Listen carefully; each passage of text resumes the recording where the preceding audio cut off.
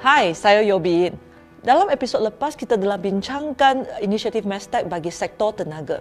Hari ini, kita akan bincangkan inisiatif Mestek bagi sektor sains, teknologi dan inovasi. Pertama, memperbaiki ekosistem R&D. Sebelum ini, perbelanjaan dana R&D negara kita lebih banyak menumpukan kepada penyelidikan akademik. Pada tahun 2017, 70.5% dana R&D diperuntukkan kepada penyelidikan akademik, manakala hanya 8.6% diperuntukkan kepada penyelidikan industri. Jika kita bandingkan dengan negara-negara lain, Singapura menyalurkan sebanyak 48%, manakala negara Jepun menyalurkan sebanyak 64% perbelanjaan R&D mereka kepada penyelidikan industri.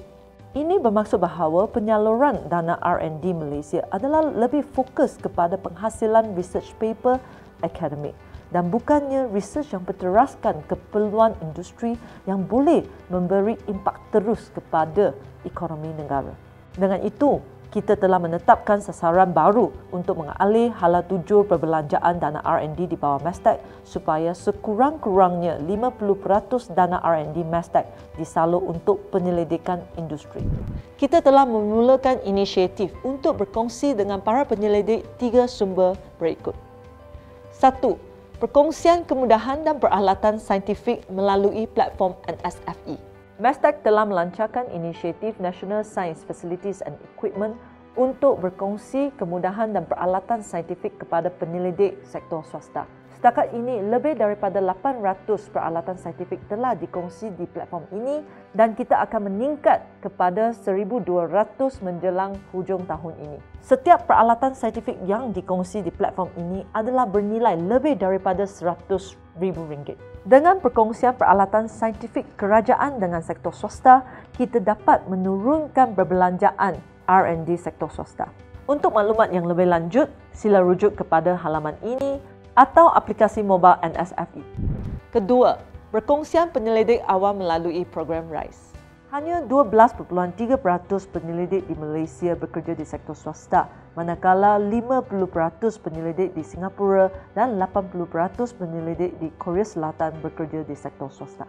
Untuk memastikan aktiviti R&D di Malaysia membawa impak terus kepada ekonomi negara, kita perlu meningkatkan bilangan penyelidik di sektor swasta.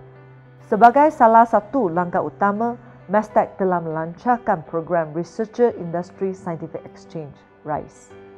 Untuk tahun 2019, kami akan berkongsi 100 orang penyelidik dari Mestek dengan sektor swasta secara percuma. Program RISE bukan sahaja dapat membantu aktiviti R&D sektor swasta tetapi juga dapat membina kapasiti penyelidik awam. 3. Berkongsian data ke arah Open Data Mestek.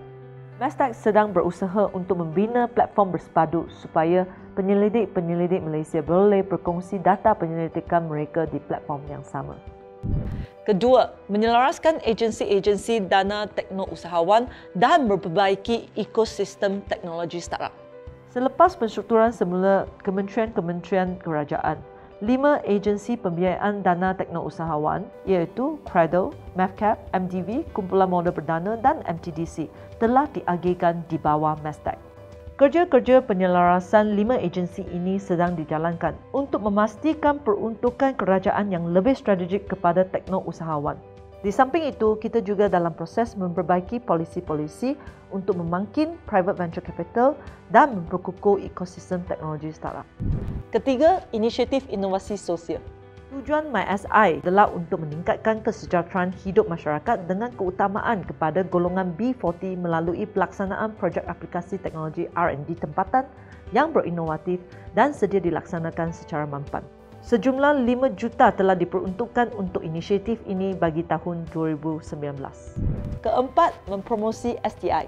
Untuk memupuk minat sains di kalangan generasi muda, kita ada 2 program utama iaitu Minggu Sains Negara dan Pusat Sains Bergerak. Kami telah melancarkan Minggu Sains Negara 2019 fasa pertama pada bulan April yang bertema Sains untuk Kesejahteraan. Fasa kedua Minggu Sains Negara akan datang tidak lama lagi pada bulan Ogos. Kami memahami bahawa bukan semua belajar berpeluang melawat ke Pusat Sains Negara, Planetarium Negara atau pusat sains yang lain yang terletak di bandar. Hanya belajar yang berkemampuanlah yang boleh melawat ke tempat-tempat ini. Tujuan Pusat Sains Bergerak adalah untuk reach out kepada lebih ramai pelajar, terutamanya pelajar di luar bandar, dengan membawa pusat sains kepada mereka. Ini adalah inisiatif-inisiatif utama sektor STI. Saya akan bincangkan inisiatif-inisiatif di bawah sektor alam sekitar dan perubahan iklim di episod seterusnya. Jumpa lagi.